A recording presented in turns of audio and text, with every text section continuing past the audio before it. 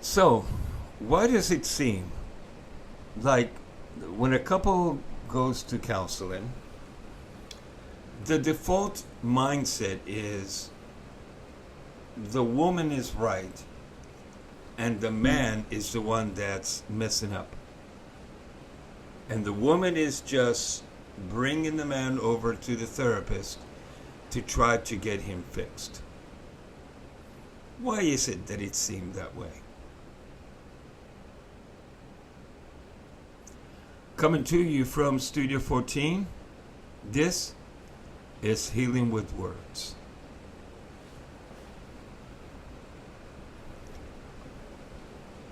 I have been doing counseling for, well, it's coming up to 38 years. And I was just hit with this mindset. A psychologist that I was watching on the internet mentioned that particular question. Why is it that we, again, the average therapist, the average person, feels that when a man and a woman go for conjoint or couple counseling, it's because he is doing something wrong or he's not doing something which he's supposed to be doing?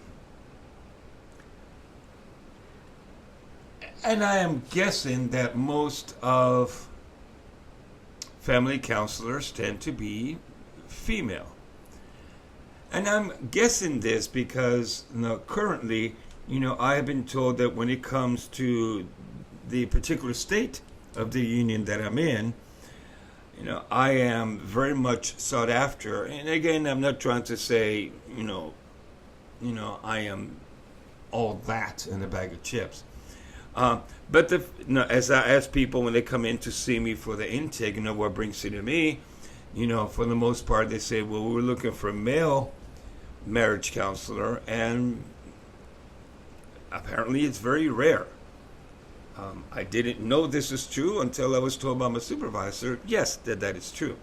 And so the fact that I am a male and the fact that I am bilingual also puts me in very much demand. And when I speak to the couples about why they're coming into counseling, and very often the wife would say, "Well, my husband wanted a male to give not only the male perspective, but so he doesn't feel like he's being ganged upon, by his female spouse and the female therapist at the same time." And I'm telling you, I got to tell you, this made me think long and hard about why that is. First of all, am I guilty of that?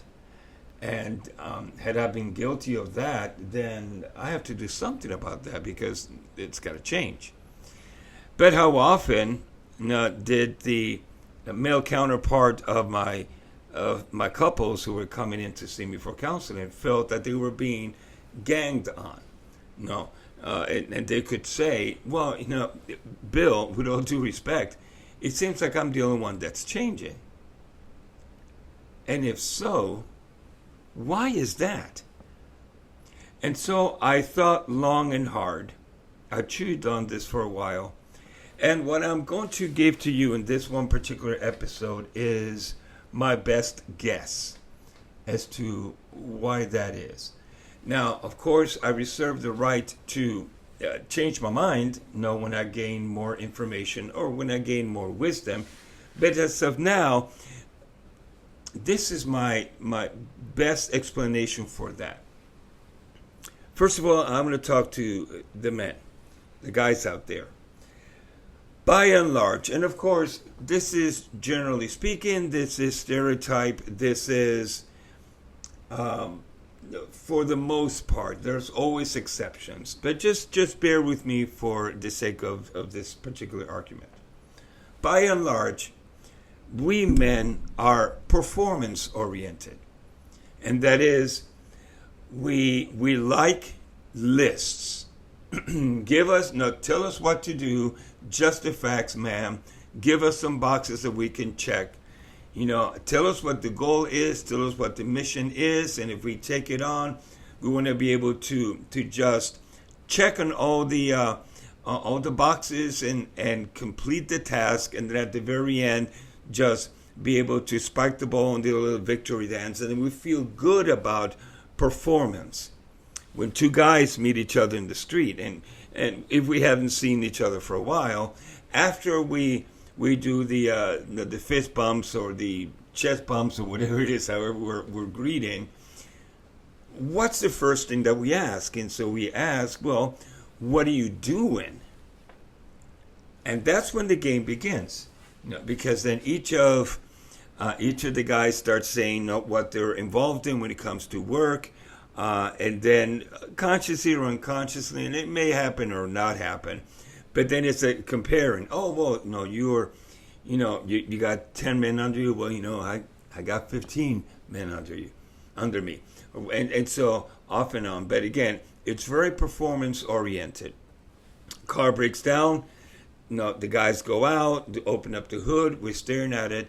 And now the goal is, what happened to the car? Well, why don't you try this? And so we all try to come up with a solution, because we need to perform. We need to solve the problem. Whatever is standing in between us and whatever goal, if that is an obstacle, we either have to go over it or go around it, go underneath it, or push right through it, power through it. And that is our mentality. Look, honey, what's wrong? Just tell me what it is that's wrong, and I'll go ahead and try to change it, or I'll change it.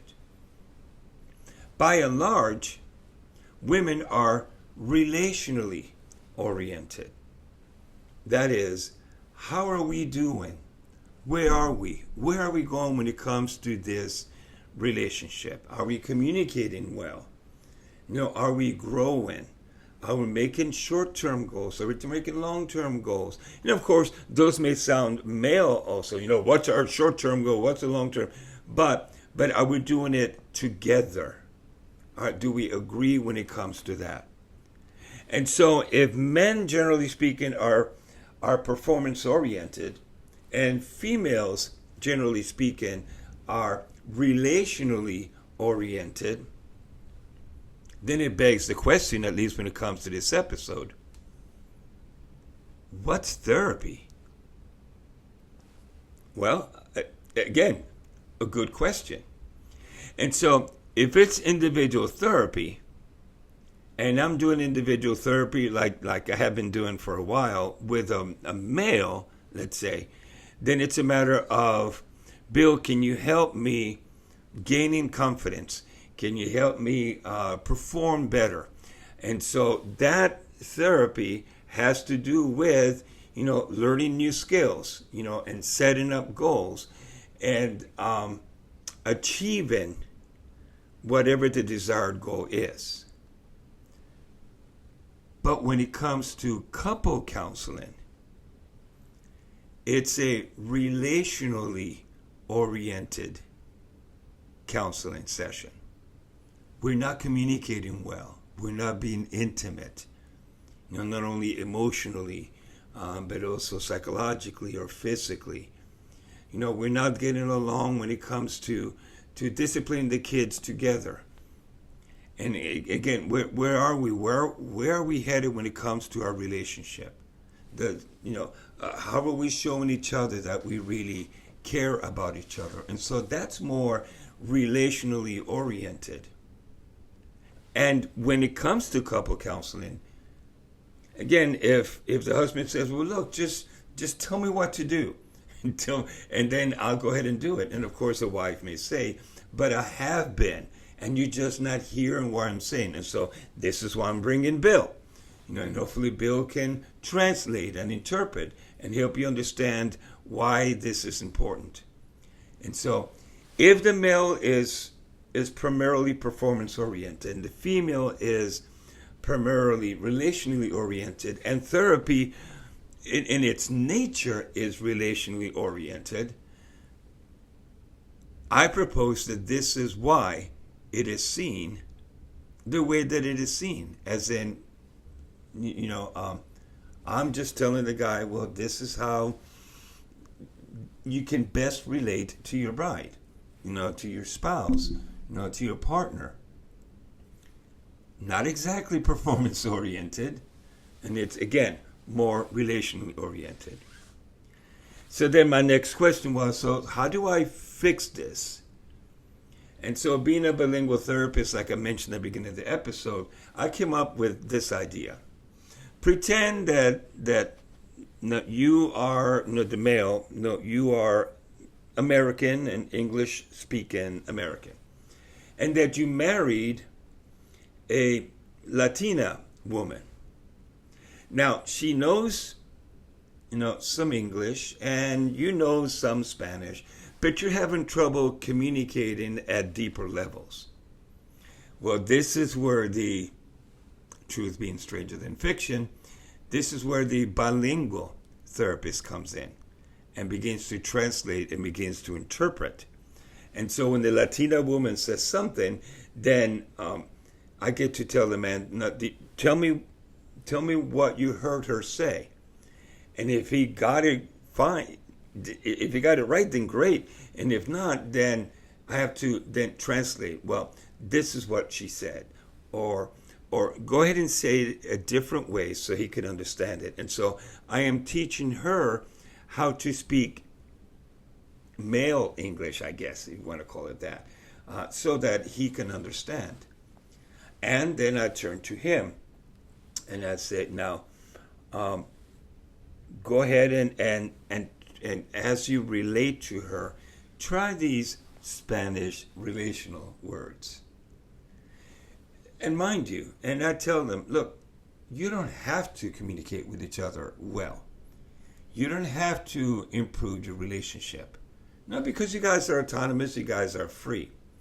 But if you want to really engage in a deep level communication with your spouse, then it's a matter of understanding what is her language and what is his language. And again, I'm not talking love languages. I am talking his maleness and her femaleness. What's it like to be a guy, and how do you address a guy? And so if he's performance oriented, then, ma'am, maybe you ought to try speaking a more performance oriented kind of language so he understands what you are saying. And if it's relationally oriented language, then, sir, try communicating in a more relational way. And that is the basis of couple counseling. Bilingual therapist, having each partner understand the value and the richness and the rightness of their different languages and their vive la différence, the fact that they're male and female, and risk and be willing to learn, be flexible, how to best speak and best relate to one another. And this, at least as of today, is my best theory when it comes to this issue. I am Bill Cruz, and this is Healing with Words. We'll see you next week.